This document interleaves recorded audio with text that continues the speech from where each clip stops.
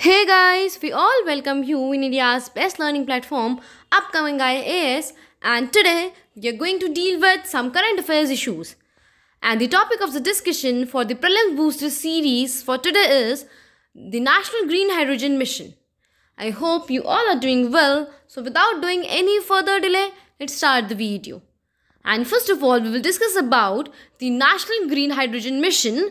So student, अभी recently जो हमारी कैबिनेट मिनिस्ट्री है उसने 4 जनवरी 2023 को नेशनल ग्रीन हाइड्रोजन मिशन जो है उसे अप्रूव कर दिया गया है। एंड इसके अंदर बेसिकली हम क्या करेंगे, हम ग्रीन हाइड्रोजन को प्रोड्यूस करने का ट्राई करेंगे और इस ग्रीन हाइड्रोजन के क्या क्या बेनिफिट्स हैं वो सब हम 1 बाय 1 करके कवर करेंगे। सो आप पहले ये समझिए कि ग्रीन हाइड्रोजन को हम एटलीस्ट 5 मिलियन मीट्रिक टन्स में प्रोड्यूस करने की कैपेसिटी रखेंगे। इस गोल से हमने इस मिशन को लॉन्च किया है। और अगर हम 2030 तक बात करें तो हम 2030 तक एक और काम करने वाले हैं कि कोई भी रिन्यूएबल एनर्जी का प्रोजेक्ट जो होता है जो 125 गीगावाट्स का होगा उसे भी इस मिशन के साथ एसोसिएट कर देंगे। कि मीन्स उसमें हम फॉसिल फ्यूल्स या और भी चीज़ें बर्न करके इसको प्रोड्यूस नहीं करने वाले, हम रिन्यूएबल एनर्जी का यूज़ करने वाले हैं इसके प्रोडक्शन के अंदर। और अगर हम बात करें कि हमारे और क्या क्या टारगेट्स हैं इस मिशन के अंदर, तो हमारे ये टारगेट्स है कि जब ग्रीन हाइड्रोजन हम प्रोड्यूस कर लेंगे तो जो ग्रीन हाउस गैसेस का एमिशन होता है हमारे यहाँ पे वो 2030 तक हम ग्रीन हाउस गैसेस का एमिशन भी 50 मिलियन मेट्रिक टन्स तक रिड्यूस करने की बात करी गई है कि हम उसे जितना हो सकेगा हम उसे रिड्यूस करेंगे। मोर देन दिस हो जाए तो अच्छी बात है, लेकिन 2030 का टारगेट है कि 50 million metric tons green house gases को अबेट करना। एंड स्टूडेंट्स, हम मोर और लेस ग्रीन हाइड्रोजन को इसीलिए ही प्रोड्यूस कर रहे हैं जिससे कि जो भी ग्रीन हाउस गैसेज हैं हम उसको रिप्लेस कर सकें और उसकी जगह हम ग्रीन हाइड्रोजन का यूज़ करें। क्योंकि स्टूडेंट्स, अगर आप चाहे कोल यूज़ कर लीजिए, वुड यूज़, काउडंग या फिर कोई भी अगर आप फॉसिल फ्यूल यूज़ करते हैं तो उसके बर्निंग से ग्रीन हाउस गैसेज का एमिशन होता ही होता है। बट हम ग्रीन हाइड्रोजन का प्रोडक्शन इसीलिए ही कर रहे हैं जिससे कि हम अपने जो भी इंडस्ट्रीज हैं या जो भी फायर बेस्ड प्लांट्स हैं उसमें ग्रीन हाइड्रोजन का यूज़ करें जिससे कि कार्बन एमिशन रिडक्शन जो है वो हम कम से कम कर सकें। और नीति आयोग की रिपोर्ट में भी ये बोला गया है कि जब ग्रीन हाइड्रोजन हम प्रोड्यूस कर लेंगे 5 मिलियन मेट्रिक टन तो वो 2050 तक green hydrogen 3.6 giga ton of carbon dioxide को रिड्यूस करने के पोटेंशियल है और वो सक्सेसफुली रिड्यूस कर भी देगी कार्बन डाइऑक्साइड के एमिशन को। इसीलिए इस मिशन के अंदर हमने स्किल डेवलपमेंट प्रोग्राम को भी साथ में कोऑर्डिनेट किया है। क्योंकि देखो स्टूडेंट्स, ग्रीन हाइड्रोजन प्रोड्यूस करना इतना इजी नहीं है and it is a skill and a task, एक इनोवेशन है जिससे कि हम और लोगों में भी स्किल का डेवलपमेंट कर देंगे और वो सब लोग भी ग्रीन हाइड्रोजन को प्रोड्यूस करने की टेक्निक सीखेंगे।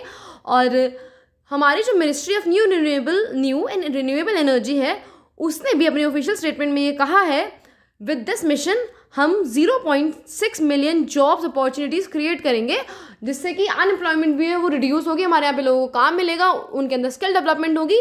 और फिर जब ये ग्रीन हाइड्रोजन मिशन कंप्लीट हो जाएगा तो उनके अंदर इतनी स्किल्स डेवलप हो गई होंगी कि वो आगे जाके किसी भी और प्लांट में काम कर सकते हैं। ओके, तो यही काम है अभी मेजरली ग्रीन हाइड्रोजन का कि हम इन्हें ग्रीन हाउस गैसेस के एमिशन के रिडक्शन के लिए यूज़ करेंगे और इसीलिए यूज़ करेंगे जिससे कि ग्रीन हाउस गैसेस का एमिशन हो ही ना। Okay, and if I talk about most importantly, ये जो ग्रीन हाइड्रोजन है जो हम प्रोड्यूस करने जा रहे हैं इससे फॉसिल फ्यूल का जो इम्पोर्ट है हम 1 लाख करोड़ रुपीस से उसे रिड्यूस करने वाले हैं। क्योंकि जहाँ जहाँ पे हम फॉसिल फ्यूल यूज़ करते थे अब हम वहाँ पे ग्रीन हाइड्रोजन यूज़ करेंगे एंड ग्रीन हाइड्रोजन हम इतने ज़्यादा अमाउंट में प्रोड्यूस करेंगे कि हम उसका एक्सपोर्ट भी करेंगे जिससे कि साइमल्टेनियसली हमारे दोनों काम बहुत ज़्यादा अच्छे से हो सके। Now let's talk about the green hydrogen. कितनी देर से आप सोच रहे होंगे कि ग्रीन हाइड्रोजन है क्या, इन्हें कैसे प्रोड्यूस होती है। सो स्टूडेंट्स, ज़्यादा कोई प्रोसेस की इसमें डीप में जाने की ज़रूरत नहीं है। सिंपल इतना सा आपको अपने माइंड में ध्यान रखना है कि इलेक्ट्रोलाइसिस प्रोसेस के दौरान जब हम रिन्यूएबल रिसोर्सेज का यूज़ करके इलेक्ट्रोलाइसिस करते हैं तब जो हाइड्रोजन प्रोड्यूस होती है उसे हम ग्रीन हाइड्रोजन कहते हैं। एंड ये जो ग्रीन हाइड्रोजन है ये हमारे एनवायरनमेंट के लिए सेफ़ है, ये कोई ग्लोबल वार्मिंग नहीं करता, ना ही ये किसी और कार्बन डाइऑक्साइड या फिर किसी और ग्रीन हाउस गैस के साथ कंपाउंड बना देता है, ऐसा कुछ नहीं करता। इसीलिए हमारे एनवायरनमेंट के लिए भी सेफ़ है एंड कार्बन डाइऑक्साइड के रिडक्शन में भी ये बहुत ज़्यादा हेल्पफुल है। और इसके अलावा ग्रीन हाइड्रोजन के अलावा स्टूडेंट्स ब्लू हाइड्रोजन भी होती है, ग्रे हाइड्रोजन भी होती है। तो देखो जब हम फॉसिल फ्यूल बर्न करते हैं ना तो उससे जो हाइड्रोजन रिलीज होती है वो ग्रे हाइड्रोजन होती है। लेकिन अगर हमने फॉसिल फ्यूल को बर्न करा है और उससे जो हाइड्रोजन रिलीज हो रही है वो कार्बन को कैप्चर करके रखने के लिए और स्टोर करके रखने के लिए सक्सेसफुल हो रही है, और ये अपने आप ही प्रोसेस करती है। इसमें कोई बाहर से एक्सटर्नल प्रेशर या एक्सटर्नल फोर्स लगा के कोई बाहर से ऐसा करके कुछ नहीं किया जाता, बाहर से एक्सटर्नल फोर्स देके कुछ नहीं किया जाता। जो भी फॉसिल फ्यूल से रिलीज होने वाली हाइड्रोजन कार्बन को कैप्चर और स्टोर करके रखेगी उसको हम ब्लू हाइड्रोजन कहते हैं, और इसीलिए ही इसका नेम जो है वो ब्लू हाइड्रोजन है, क्योंकि फिर वो कार्बन जो है वो आगे जाके कार्बन डाइऑक्साइड या फिर और भी हार्मफुल ग्रीन हाउस गैसेज में कन्वर्ट होते तो उसको ये रिड्यूस कर रही है, इसीलिए इसका नाम ब्लू हाइड्रोजन है। सो स्टूडेंट्स, आपने सारा प्रोसेस समझ लिया अब ग्रीन हाइड्रोजन का कि क्या क्या इसके सोर्सेज एंड कैसे और किन प्रोसेस का यूज़ करके हम ग्रीन हाइड्रोजन को प्रोड्यूस कर सकते हैं। So this was all about the today's session.